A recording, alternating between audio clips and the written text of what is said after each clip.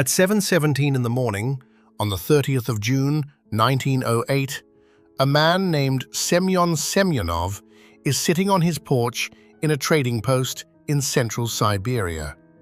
The settlement is called Vanavara. It is small, a handful of wooden buildings on a riverbank surrounded by forest in every direction for as far as anyone has ever bothered to walk. The nearest city is 600 kilometers away. He looks up at the sky, and the sky splits in two. For a moment, he sees the air itself catch fire, a column of light too bright to look at directly, climbing upward over the forest to the north. Then, the shockwave hits. It throws him several meters from his chair. His shirt is burning. The windows of the trading post shatter inward. A sound he will later describe as the sky being torn in half rolls across the ground for what seems like minutes. 65 kilometers to the north, 80 million trees are being knocked flat in a single instant.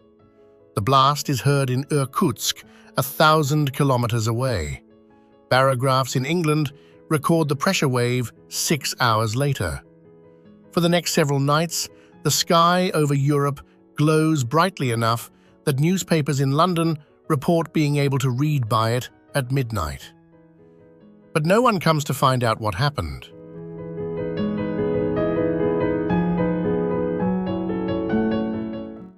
It takes 19 years. In 1927, a Soviet mineralogist named Leonid Kulik finally reaches the site. He is looking for a crater. He expects to find iron. What he finds instead is a forest of 2,000 square kilometers, an area roughly the size of Greater Tokyo, where every tree has been laid flat in a pattern that radiates outward from a single point in the sky. There is no crater. There is no meteorite. Whatever it was, it never touched the ground. Kulik spends the rest of his life trying to understand what happened over central Siberia that morning.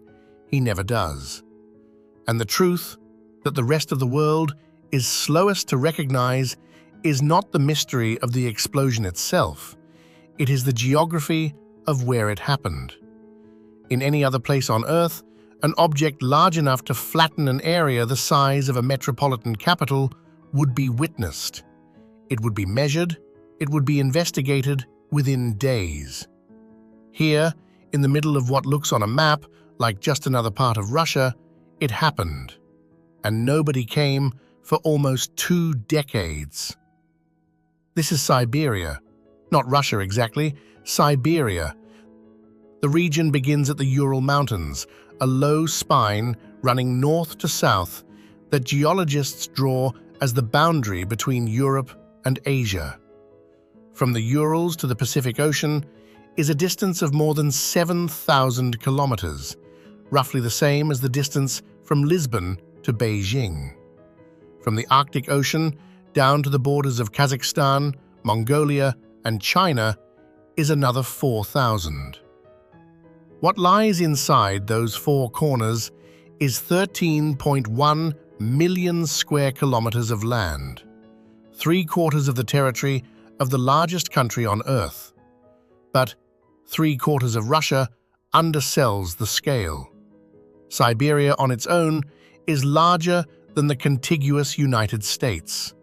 It is larger than every continent on Earth except Asia, North America, Africa, and Antarctica. If you took Siberia out of Russia and made it a country, it would be, by area alone, the largest country in the world. Spread across that landmass are 33 million people, slightly fewer than the population of Tokyo, slightly more than the population of Texas. In a region the size of a small continent, it contains 8 time zones. When the sun rises over Vladivostok on the Pacific, it is still the middle of last night in the city of Yekaterinburg at the western edge. It contains the deepest lake on Earth, which holds 20% of all the unfrozen fresh water on the planet's surface. It contains the longest railway ever built. It contains the coldest permanently inhabited place. It contains a tectonic plate that is slowly pulling apart at the bottom of that lake. And it contains, in its forests and tundra, more than 36 distinct indigenous peoples, speaking languages that are not Russian and were not, for most of human history, in any meaningful sense, Russian. What follows is the geography of a continent, its rivers, its peoples, its animals, its history, and its present, that happens to be administered by a single country. The boundary begins in the west, at the Ural Mountains. They are not impressive mountains. Compared with the Alps or the Rockies or the Himalaya, the Urals are low, most peaks under 1,500 meters. They are old. 300 million years of erosion has rounded them into something closer to long ridges than to mountains in the dramatic sense. But age is the point. The Urals are one of the oldest mountain ranges still standing on Earth. For most of European history, no one in the West thought much about what lay on the other side of them. Russian merchants knew there was fur. Russian rulers knew there were taxes.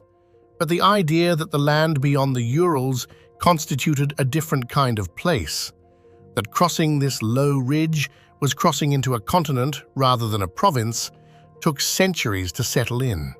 It still has not entirely settled. To a person in Moscow today, Siberia is not abroad. There is no border post. The traveler going east on the Trans-Siberian Railway crosses an obelisk near the city of Permafrost that simply reads, on one side, Europe, and on the other side, Asia. The train does not slow down. The obelisk is the only marker.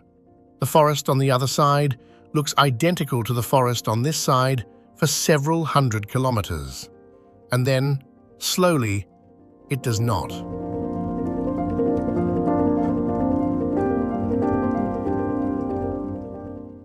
What lies past the Urals is the West Siberian Plain. It is the largest area of low, flat ground anywhere on Earth, about 2.5 million square kilometers of it. From the Urals to the Yenisei River, from the steppes of Kazakhstan to the Arctic Ocean. Almost the entire surface of it sits below 200 meters of elevation. In a place this flat, water does not drain. It pools. The West Siberian Plain is, in significant part, the world's largest swamp. In winter, this swamp is frozen, and a person can drive a truck across most of it. In summer, much of it is unreachable on land. Rivers become networks. Lakes appear where they were not the year before. The two main rivers crossing it flow north.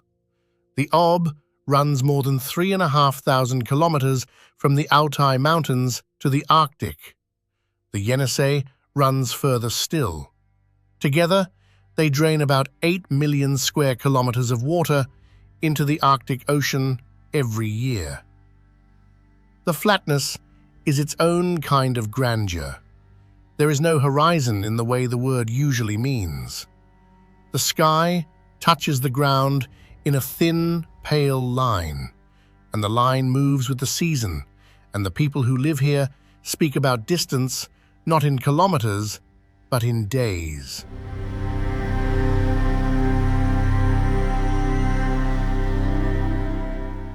To understand why Siberia became part of Russia, you have to understand a small animal. The sable is a member of the marten family, about the size of a domestic cat, a long-bodied carnivore that hunts at night in dense boreal forest.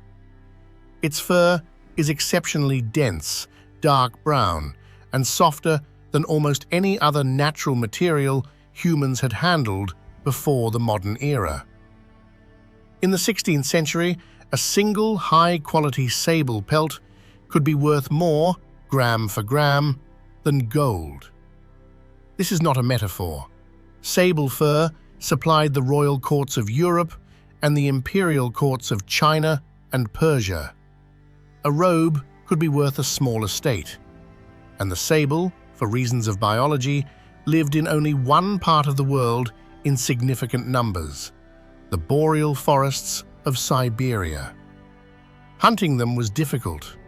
Trapping them required patience and forest knowledge that almost no Russian had in 1582. But the people who did have that knowledge, the various indigenous tribes living between the Urals and the Pacific, could be made to deliver pelts under tribute.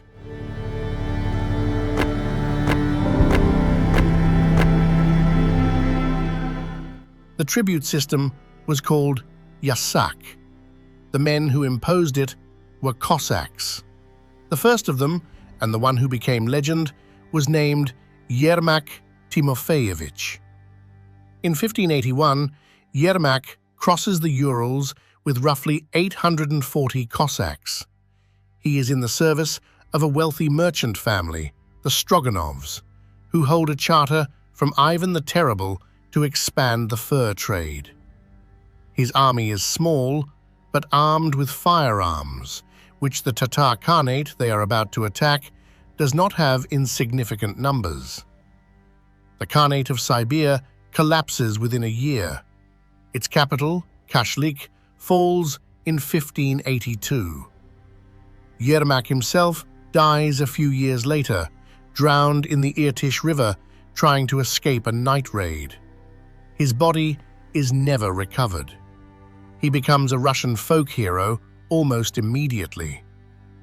What follows him moves faster than almost any colonial expansion in recorded history. By 1639, only 57 years after Yermak's victory, Cossack expeditions have reached the Pacific Ocean at the Sea of Yakutsk. To compare scale, in the same 57 years, English colonists in North America have not yet crossed the Allegheny Mountains. The driver is fur. The price is paid by the people who already lived here. The Kamchatkans of the Far East lose more than half their population to violence, smallpox, and starvation in the first century of contact. The Dors of the Amur River basin are killed in numbers that historians still cannot fully reconstruct from the Cossack records. By the 18th century, the indigenous peoples of Siberia, who had numbered by some counts more than 200 distinct tribes, are reduced, by population and by sovereignty, to a fraction. The fur is shipped west. By 1640, sable pelts and other furs are providing somewhere between a quarter and a third of the annual revenue of the entire Russian state. The sable still lives in the forests it has always lived in. There are still trappers in the Russian Far East who work the same lines as their great-great-grandfathers. The animal itself has recovered in places from the worst of the historical hunting. But the geography that surrounded that animal, the political map of Siberia, the languages spoken in its villages, the names of its rivers, was set in motion by it. 300 years after Yermak, the Russian state finally decided to physically connect the continent it had claimed. The decision was made in 1891. The minister responsible was named Sergei Witt. He was the son of a provincial bureaucrat trained as a mathematician who rose through the railway ministry into the position of finance minister under Tsar Alexander III. Witt's argument was simple. The ocean trade routes between Europe and Asia were controlled by Britain. They went around Africa or through the Suez Canal, and Russia could not compete with them by sea. But Russia owned the land between Europe and the Pacific. If a railway could be built across it, Russia could move goods from Europe to East Asia faster than any ship. The route they proposed was 9,289 kilometers long, 8 time zones. From Moscow to Vladivostok on the Pacific, it would be the longest railway ever built.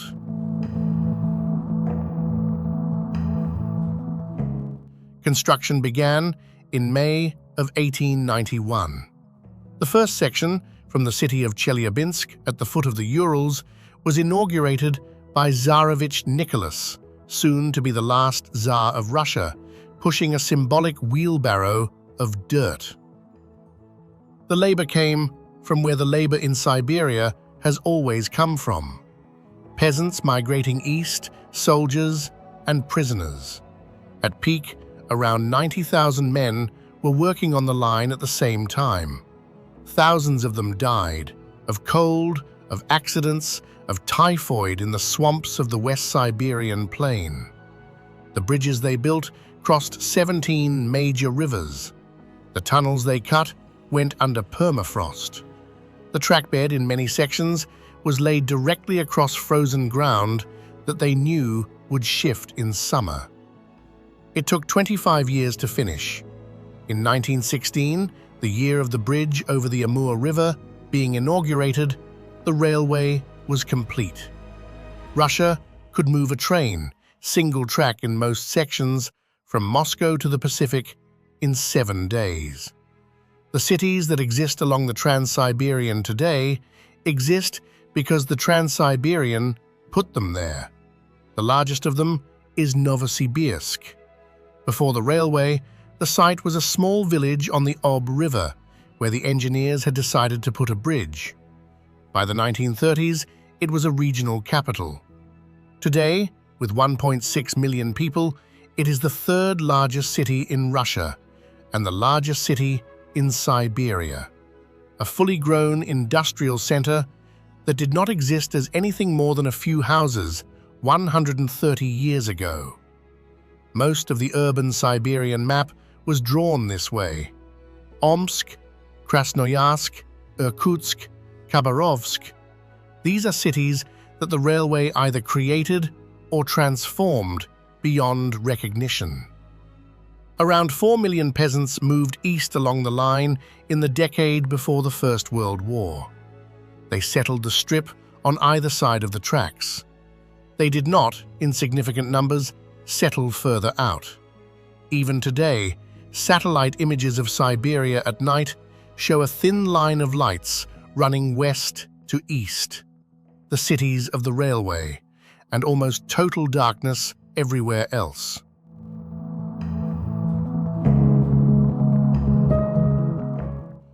At the far end of the line, where the train finally arrives after 7 days, is Vladivostok. The city sits on a peninsula in the Sea of Japan, closer to Tokyo than to Moscow. The name means ruler of the East. It was founded in 1860 as a naval outpost when Russia and the Qing Empire finally settled the border that placed the lower Amur Basin and the Pacific coast on the Russian side. For most of the 20th century, it was a closed city. Foreigners were not permitted to enter, and even most Soviet citizens needed special documents to live there. The harbor freezes in winter. Icebreakers keep it open. The Trans-Siberian Railway's eastern terminus is a single platform near the waterfront, marked by a kilometer post. 9,288, counting from Moscow. The number is not symbolic. It is the distance from this platform to the platform at the other end. The longest single railway journey humans ever built. North of the Trans-Siberian, the darkness on those satellite images is not empty. It is the Sakha Republic, a constituent region of Russia named for the people who have lived in it for centuries, that covers more than 3 million square kilometers. To put that number in perspective, the Sakha Republic, on its own, is larger than India. It is larger than Argentina. It is larger than all but 7 of the world's countries. The population is roughly 1 million. The terrain is taiga, then tundra, then more tundra. Almost all of it sits on continuous permafrost, ground that has been frozen for so long and so deeply that even in midsummer it never fully thaws. The capital is Yakutsk.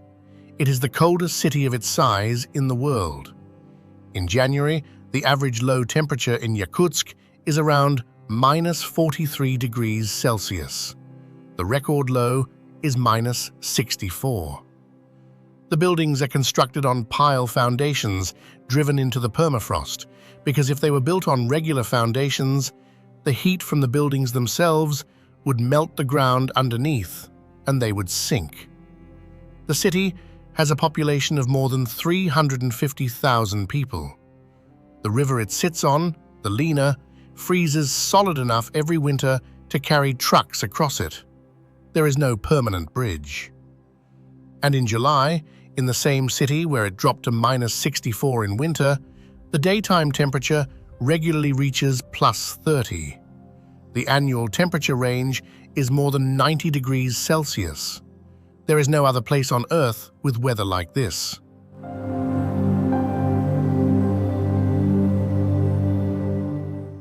In the forest outside Yakutsk lives an animal that has solved this problem in its own way for thousands of years. The Yakut horse is small. It is short-legged, stocky, with a head that looks slightly oversized for its body. It is covered, in winter, in a fur coat thick enough that the snow does not melt where it lands on its back. Inside that coat, against the skin, is a second layer of down. It is never stabled. The Sakha people who keep them turn them loose to forage all winter. The horses dig through snow with their hooves to reach the dry grass underneath. They give birth in the open. The newborn foals are walking within hours, in temperatures that would kill a human within minutes. They survive temperatures of -70 degrees Celsius. They are the only horses in the world that can. The breed has been carbon dated. The Yakut horse, in its present form, is roughly 800 years old. 800 years of natural selection in the coldest inhabited country on Earth, in which only the animals who could survive an unsheltered winter were left to breed. There are about 250,000 of them still living in the Sakha Republic. They are eaten and ridden and milked. The mare's milk is fermented into a drink called kumis. The horse is part of why the Sakha people were able to settle here at all. Most northern indigenous cultures are reindeer-based. The Sakha brought horses with them from the south, and the horses adapted, and the people adapted with them. The Sakha, also called the Yakuts, are the largest indigenous group in eastern Siberia. There are roughly 500,000 of them. Their language is Turkic, distantly related to Turkish, which is strange to find this far north. Linguistic evidence suggests they migrated from somewhere near Lake Baikal about 1,000 years ago, pushed northward by the expansion of Mongol-related peoples in the steppe. What they brought with them, the horses, the cattle, the language, they kept. What they encountered in the north, the permafrost, the long darkness, the boreal forest, they adapted to. Their summer festival is called Yak. It marks the solstice and the return of light. It involves circle dances, drinking of kumis, prayers to the sun deity Urung Ayi Toyon. Until the early 20th century, the festival was outlawed by the Soviet state. It is now held again, every year, in the open meadows outside Yakutsk. 200 kilometers upstream of the city, the Lena River runs past a wall of stone called the Lena Pillars. The pillars rise vertically out of the riverbank for 40 kilometers. Limestone and dolomite cliffs cut into towers that reach 200 meters above the water. The Sakha consider them sacred. UNESCO designated the site a World Heritage Area in 2012. The rock itself dates to the Cambrian period, more than 500 million years old, and the fossils embedded in it record one of the earliest known explosions of complex animal life on Earth.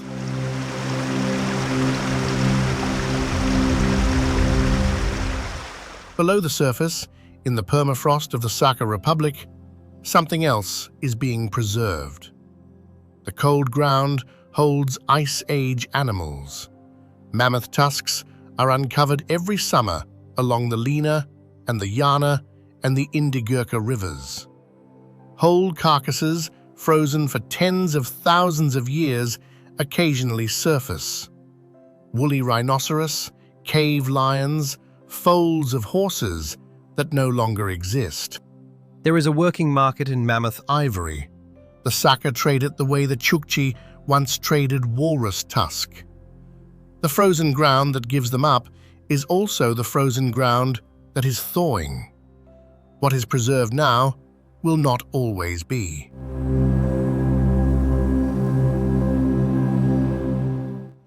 About 630 kilometers from Yakutsk, on a road that takes 2 days to drive, is a small village called Oymyakon.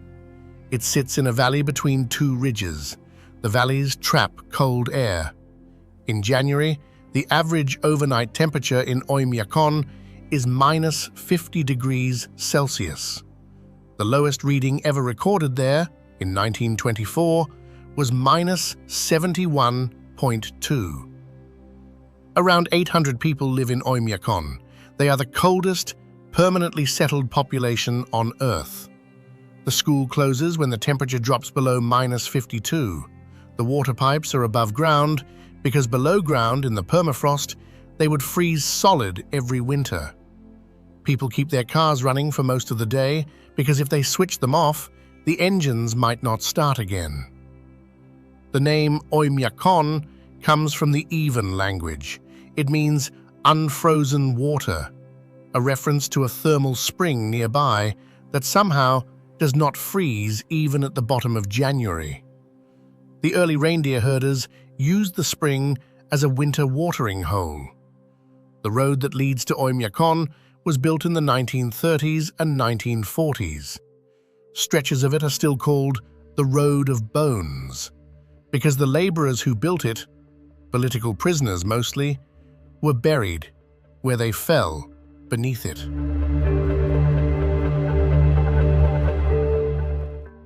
Across the rest of the region, more than 30 other indigenous peoples live in territories whose names most outsiders have never heard. The Nenets on the Ural Peninsula in northwest Siberia are reindeer herders. They migrate twice a year along a route their families have used for at least 1,000 years, south in winter to forested wintering grounds, north in summer to the Arctic coast. The migration covers about 1,000 kilometers each way. They live in conical tents called chums, covered in reindeer hides that can be put up or taken down in an hour.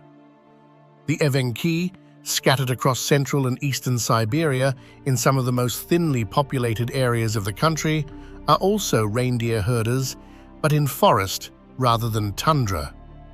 Their reindeer are larger and used as riding animals.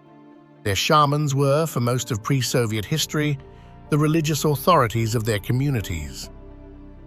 The Buryats live around Lake Baikal in the south. They are linguistically and culturally closer to the Mongols than to the Russians. Their religious tradition is a blend of Tibetan Buddhism, which arrived from the south in the 17th century, and a much older shamanic tradition tied to the land itself. The Khanty and the Mansi, in the swampy west, were fishermen and hunters of moose and bear.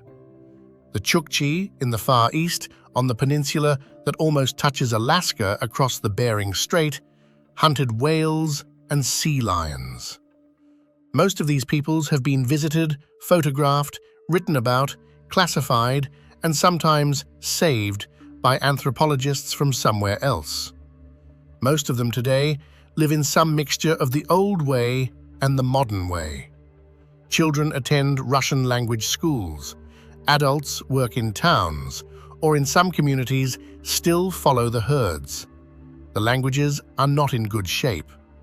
Of the 36 indigenous languages, several have fewer than 1,000 fluent speakers. A handful are functionally extinct.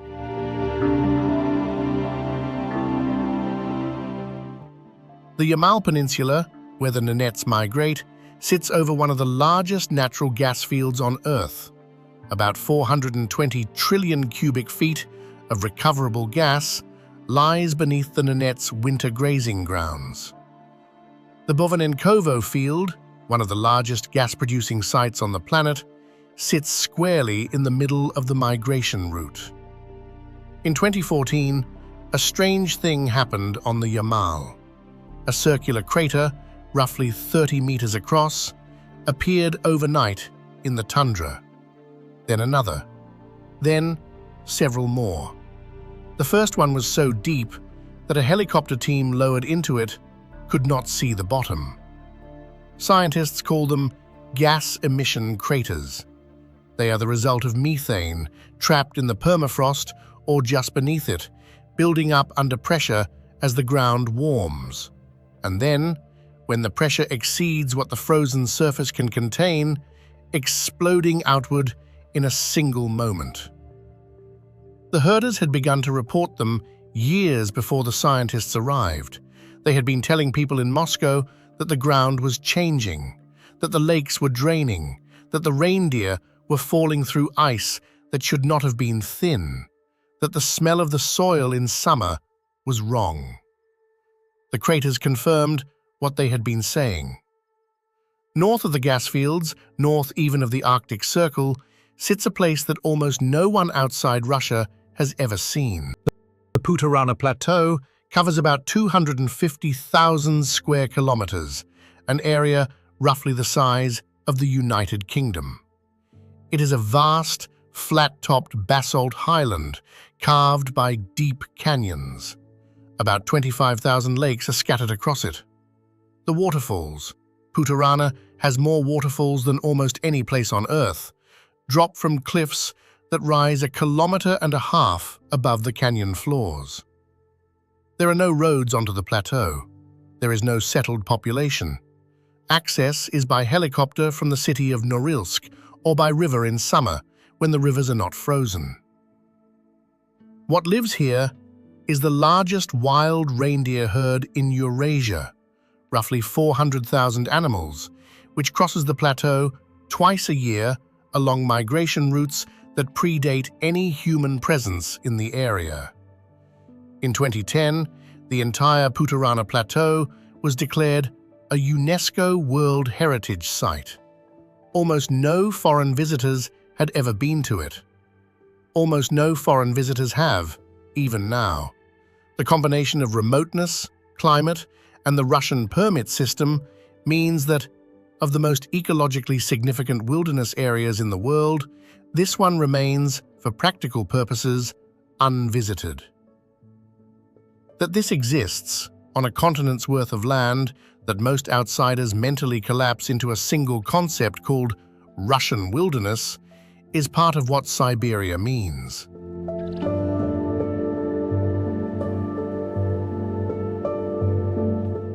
In the southeast corner of the region, on the coast facing Japan, the geography changes again.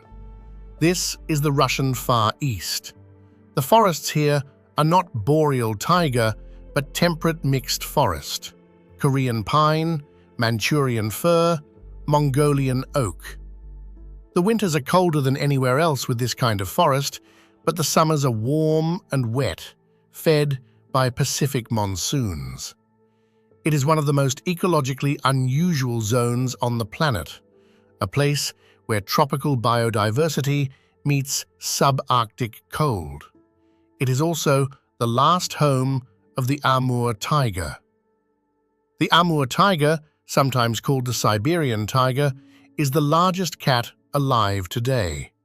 Males can reach 300 kilograms. Their fur is paler and longer than the fur of any other tiger subspecies.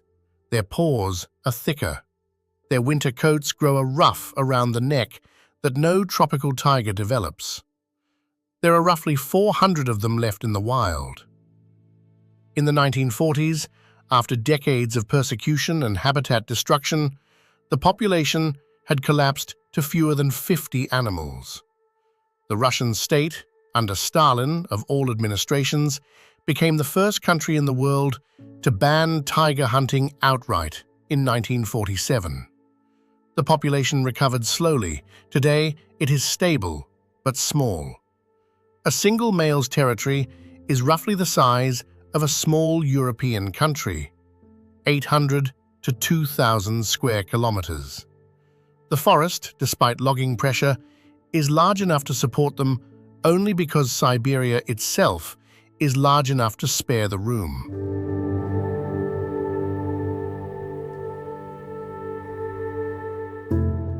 The indigenous peoples of the Far East, the Udege, the Nanai, the Orochi, have a name for the tiger. They call him Amba, the great old man of the forest. To meet him is bad luck. To kill him is unthinkable. The cultural taboo against tiger killing in this region predates Russian conservation law by several centuries and is, in some communities, more strictly observed. Further north along the same Pacific coast, the land tilts upward into one of the most volcanically active places on Earth. Kamchatka is a peninsula about the size of New Zealand, hanging down from the easternmost edge of Russia into the North Pacific. It contains more than 300 volcanoes, 29 of which are still active. Pluchevskaya Sopka, the highest active volcano in Eurasia, rises 4,750 meters out of the central spine. The peninsula was almost entirely closed to outsiders, including most Soviet citizens, for the entire duration of the Cold War. Until the late 1980s, no foreigner had set foot on most of it. Some of its valleys had been visited only by a handful of scientists. The result is a wilderness that looks, ecologically, like a museum of what the world looked like before agriculture. The salmon runs in Kamchatka's rivers are the largest in the world. All 5 Pacific salmon species spawn here in numbers measured in the hundreds of millions per year. The river systems are still intact, not dammed, not channeled, not redirected. And the salmon return to streams where they were born to die, in such density that you can hear them moving from the bank. The bears that follow them are not small. The Kamchatka brown bear is one of the largest land predators on Earth. A male can weigh more than 600 kilograms. They cluster at the falls in late summer, fish dripping from their mouths, and there are so many of them that the conservation rangers identify individuals not by appearance, but by behavior. The Valley of Geysers on the eastern side of the peninsula contains the second largest concentration of geysers in the world after Yellowstone. It was only mapped in 1941. A mudslide in 2007 buried about a third of it. The geysers are still erupting.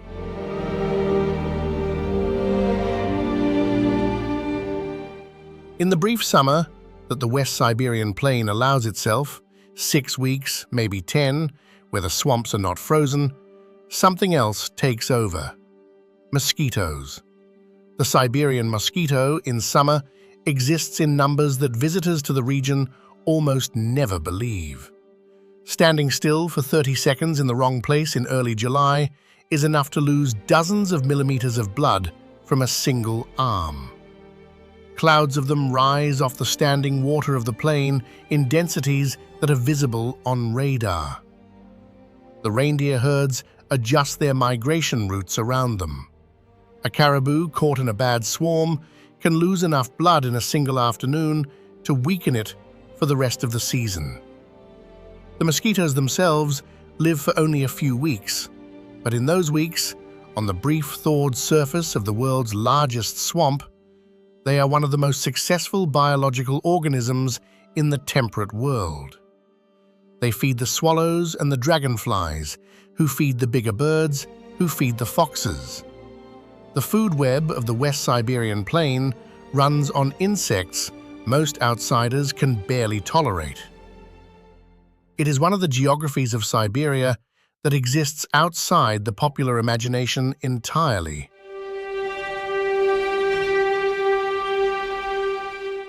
To get to the place that ties all of this together, the deepest, oldest body of fresh water on Earth, you have to follow a river south.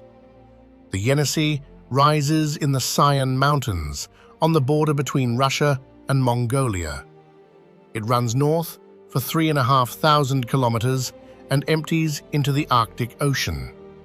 It is the longest river entirely within Russia. Along the way, it drains an area larger than Western Europe. But the Yenisei is the wrong river for our destination.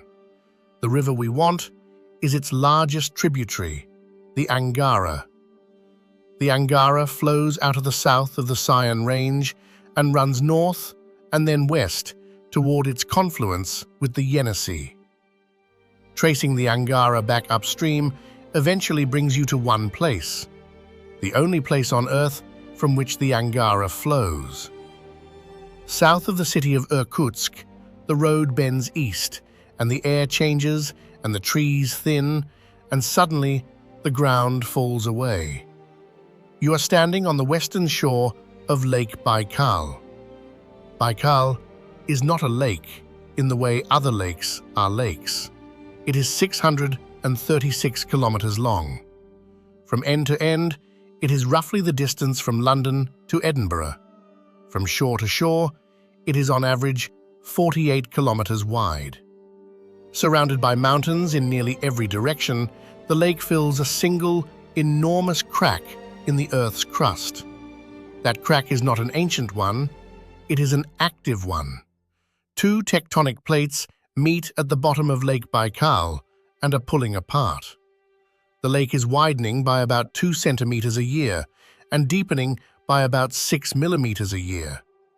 In geological time, Baikal is in the process of becoming an ocean.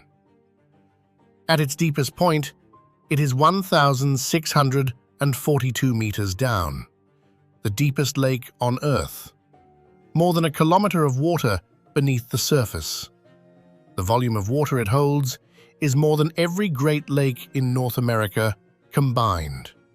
It contains 20% of all the unfrozen fresh water on the planet's surface. One lake, one ancient fissure in a continent, a fifth of all the drinkable water exposed to the sky on Earth. The age of the lake, by current best estimate, is between 25 and 30 million years. To put that in human terms, every other freshwater lake in the world that you have ever heard of is, geologically speaking, about to disappear. Lakes silt up. They drain. They evaporate. The average freshwater lake lives for about 10,000 years before its geology buries it. Baikal has been here, in roughly its current shape, since before our species existed. Since before our genus existed, since before the rest of the mammal lineages we recognize today had finished diverging. What evolved in it, in those 25 million years of geological isolation, evolved nowhere else. There are about 2,600 known species of plants and animals living in and around Lake Baikal. More than 80% of them are endemic, found here and only here on Earth.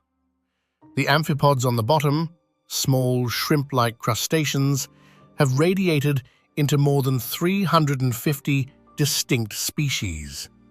Some of them are 5 centimeters long.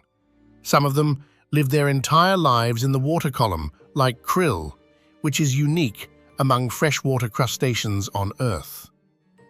The fish called Oymyakon is translucent. Its body, when removed from the lake, decomposes into a small puddle of oil. It bears live young, which is also rare for a fish. It lives at depths of more than a kilometer. And in the lake, and only in the lake, lives the only species of freshwater seal on Earth. The Baikal seal, called nerpa by the locals, is small for a seal, about 1.5 meters long. It is mottled gray. It dives for fish to depths of 300 meters, holds its breath for around 15 minutes, and feeds primarily on Golomyanka and other endemic Baikal fish. The biological mystery is how it got here. The nearest marine seal, the ringed seal, lives in the Arctic Ocean, more than 2,000 kilometers north. The current theory is that during a glacial period, the seal's ancestor traveled south through the Yenisei and Angara river systems, became trapped in Baikal when the climate shifted, and never left. There are around 80 to 100,000 of them, depending on the year. They breed on the ice in winter and haul out on the rocky islands in summer. They are unrelated to anything else now living within 2,000 kilometers of the lake. They are entirely Baikals.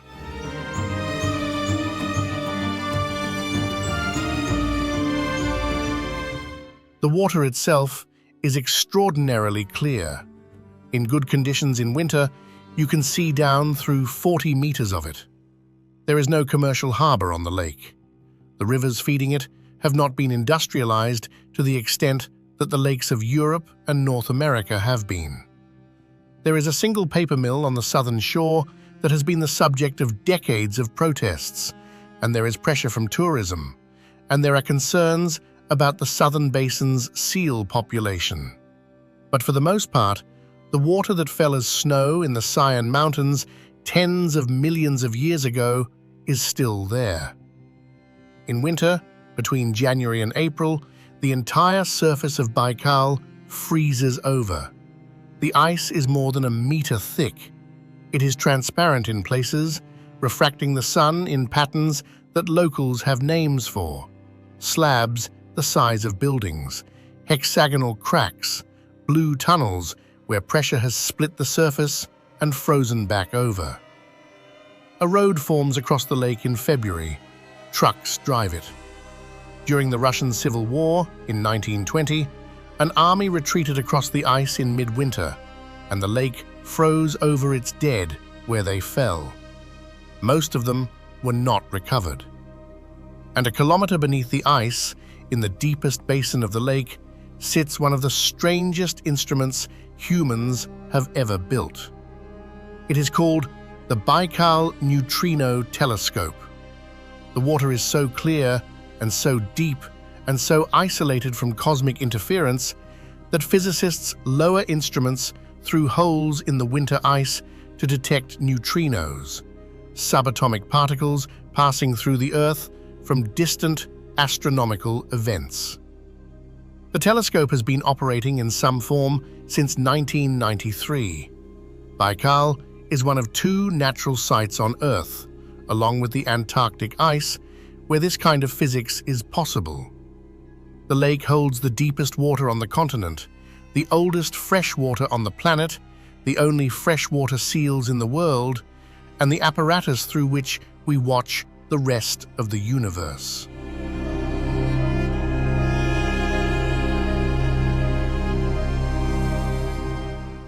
The Buryat people, who live on the eastern shore, call the lake Holy Sea. The Russian Orthodox, who arrived in the 17th century, took the local name, Baikal, meaning something like rich lake in the older Turkic languages of the region, and made it the name on every map. But the Buryat word, Holy Sea, captures something the borrowed name doesn't. There is a way of standing on the western shore at sunset in late September when the larches on the surrounding mountains have turned the color of fire and the water has gone glass still, and the air is so clear you can see ridge lines 100 kilometers away, and the size of what you are looking at registers as the size of an ocean, or the size of a sky, or the size of something the words for lake are not built to hold. It is, by every measurement that matters, the geographic center of the continent.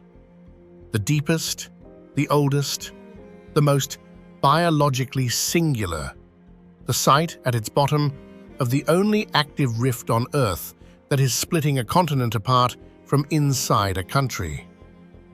Baikal is the answer to the question the title of this documentary asks. What is happening to all of this in the present is not something the documentary can honestly resolve. The permafrost under Yakutsk is warming faster than almost any region of the Northern Hemisphere. Recent measurements show ground temperatures rising at rates of up to 0.4 degrees Celsius per decade. The buildings built on piles are starting to tilt. The roads are buckling. The methane stored beneath that permafrost, billions of tons of it accumulated over hundreds of thousands of years, is starting to vent. The craters on the Ural are still appearing. The exact quantities of gas that will reach the atmosphere over the next several decades are not yet settled science. The forests are burning. Wildfires across central Siberia in recent summers have burned areas of taiga larger than some European countries. The smoke has reached the west coast of the United States. The indigenous languages continue to fade. Some have already gone silent within the last decade. Others have a handful of fluent elderly speakers left. The cities along the Trans-Siberian are growing or shrinking, depending on which industry remains. The villages outside them are mostly shrinking. On Wrangel Island, off the northern coast of Chukotka, the last wild mammoth in the world died about 4,000 years ago, 1,500 years after the Great Pyramid at Giza was built. The mammoths that survived the end of the last ice age held on, in Siberia, longer than they held on anywhere else. The bones still surface in the thawing tundra every summer. The Tunguska forest, where this documentary began, is silent. The trees, flattened in 1908, have not yet entirely decomposed. The new forest growing where the old one fell is younger than most countries. None of this is yet resolved. The continent's permafrost is melting. The continent's languages are thinning. The continent's lake, its deepest and oldest, sits over a tectonic crack that is still widening. The continent's forests are burning in summers that, 20 years ago, would have been considered impossible. And the country administering all of it is, by most measures, smaller in attention than the geography demands. Siberia produces somewhere between 70 and 80% of Russia's oil and gas. It is the source of most of the country's mineral wealth. But the population of all 8 time zones combined, 33 million people, is less than the population of Greater Tokyo. 40 kilometers either side of the Trans-Siberian Railway, the human imprint thins to almost nothing. What that means in practical terms is that most of what happens here happens out of sight. Forests burn that no one photographs. Lakes drain that no one names. The permafrost thaws and the methane rises, and the indigenous herder watches the smoke on the horizon and writes nothing down, because there is no one to write to.